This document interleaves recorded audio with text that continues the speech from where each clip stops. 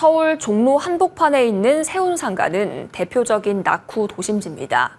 서울시가 고층 빌딩과 녹지가 어우러진 한국판 로폰길스를 표방하며 재개발을 추진하고 있지만 곳곳에서 끊이지 않는 잡음에 사업 속도는 더디기만 한데요. 취재 기자와 함께 자세한 이야기 나눠보겠습니다. 조은아 기자 나왔습니다. 어서 오세요. 일단 세운상가 재개발 현황부터 간단하게 정리해 주시죠. 네, 이 세운상가를 끼고 있는 세운 재정비 촉진지구라고 하죠. 여기는 그 면적만 43만 9천 제곱미터에 달하는 상하 월드컵 경기장으로 치면은 44개가 들어가는 초대형 개발 지역입니다. 30년 이상의 노후 건축물만 97%에 달하는 그런 낙후 지역인데요. 이게 오세훈 서울시장이 2006년이었죠. 세운상가를 재정비 촉진지구로 지정을 했는데 그 이후에 사업 진척이 좀 더뎠어요. 글로벌 금융 위기도 있었고 박원순 전임 시장이 또 복귀를 하면서 사업 전체적이 이루어지지 않았던 그런 문제가 있었는데요. 그러던 중 이제 오 시장이 복귀를 하면서 사업 속도가 좀 제 속도를 찾고 있는 분위기이긴 합니다. 오 시장은 녹지와 고층 빌딩이 어우러진 그런 도심을 조성을 하겠다 이런 청사진을 직접 발표하는 모습을 보이면서 의지를 많이 드러내고 있는 그런 모습인데요. 세운상가와 청계상가, 대림상가, 삼풍상가 등 이런 주변 상가군들을 단계적으로 공원화를 하고 을지로일 때는 중심 상업지역으로 고밀 복합 개발하겠다는 계획입니다. 이를 두고 한국의 로폰길스 개발이다 이런 말도 나오고 있는데 그런데 곳곳에서 갈등이 불거지고 있습니다. 최근엔 만들어진 지 2년도 안 된 이 공중보행교를 없앤다고 하면서 논란이 있었는데요. 관련 내용 짚어주시죠. 네, 이 세운지구의 공중보행교는 이 세운상가부터 시작해서 청계상가, 진양상가 등 7개 상가의 3층을 이어주는 그런 다리인데요. 사업비만 무려 1,109억 원이 들어간 그런 사업입니다. 이번에 서울시가 이용자가 좀 저조하다. 그리고 보행교 하부에서는 햇빛이 잘 안 든다. 이런 문제점들이 있어서 철거를 하겠다라고 밝혔는데요. 이번에 이제 내년부터 이제 단계적으로 공중보행교를 없애고 해당 구간은 주변 상가 공원화 사업과 연계를 해서 공원을 만들겠다. 이런 구상을 가지고 있습니다.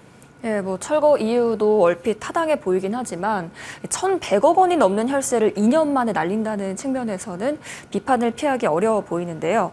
해당 지역 주민들 반응은 어떻습니까? 지난 23일에 주민공청회가 열렸어요. 그 자리에 직접 다녀왔었는데 주민들 반발이 상당한 모습이었습니다.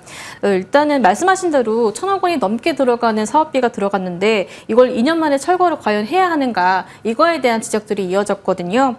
방문객을 늘리기 위한 뭔가 활성화 정책도 없었는데 무턱대고 예상보다 적다라는 이유로 철거를 하는 게 적합하지 않다, 문제가 있다는 의견들이 있었고요. 또 철거를 하더라도 이 주변의 PJ 호텔이나 삼풍상가를 어차피 철거를 해야 하는데 그때 같이 철거를 하면 되지 않겠냐 이런 목소리도 있었습니다. 이 서울시의 의견도 좀 들어봤는데요. 서울시에서는 지상으로 통행하는 시민들이 보다 쾌적한 환경에서 보행할 수 있도록 조기 환경을 개선하자 이런 취지라면서 공원화 사업은 주변 정비 사업과 연계 진행을 해야 하기 때문에 시일이 걸리겠지만 계속 추진하겠다 이렇게 설명했습니다. 여기에 최근 부동산 경기가 악화되면서 세운지구 재개발 사업이 더욱 더 지지부진한 상황입니다. 관련 내용도 함께 짚어주시죠. 일단 세운 재정비 지구는 건축 소유주나 그리고 세입자 등 이해관계자들이 굉장히 많다 보니까 개발 속도가 좀 더딜 수밖에 없는 그런 상황입니다. 또 게다가 말씀하신 대로 최근 부동산 경기가 부진하다 보니까 사업을 추진하는 게 더욱 어려운 상황인데요. 대표적인 사례를 꼽자면은 이 세운 재정비 지구의 3-3구역과 3-9구역입니다. 금융당국이 부동산 PF 사업장 옥석가리에게 나서면서 불똥이 튀었다 이렇게 볼 수 있는데요. PF 대출 만기 연장에 실패하면서 어려움을 겪고 있습니다.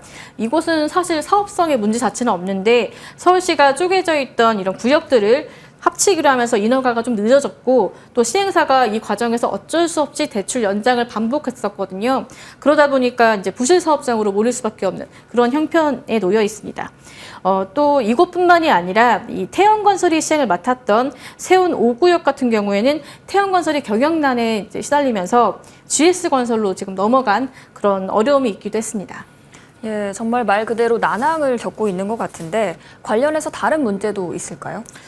세운 4구역을 예로 들어볼 수 있을 것 같아요. 여기는 종묘 가까운 그 지리적 특성이 있다 보니까 사업 속도가 제대로 나지 않는 그런 부분이 있습니다.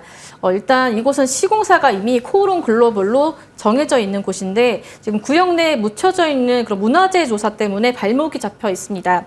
또 게다가 다른 지구들 같은 경우에는 용적률이 1000%에서 1500% 이런 수준인데 또 최고 높이가 199.5m 육박하는 곳도 있기도 하고요. 네, 그런데 여기는 종묘랑 가깝다는 이유 때문에 용적률이 660%, 최고 높이가 71m로 제한되어 있습니다. 예. 지금 여기는 시행사를 서울주택도시공사가 맡고 있는데요. 최근 용적률 상향을 추진하고 나섰어요. 근데 이게 고층 개발할 수 있을지는 결국 이제 국가유선청에 달려 있는 그런 부분이라서 좀 더 지켜봐야 할 것 같고요. 또 상향을 하더라도 결국 정비 계획을 수정을 해야 되는 문제이기 때문에 첫 사발 뜨기까지는 좀 더 시일이 걸릴 것 같습니다. 예, 오늘 세운지구 재개발 관련 이슈 짚어봤습니다. 오늘 말씀 잘 들었습니다.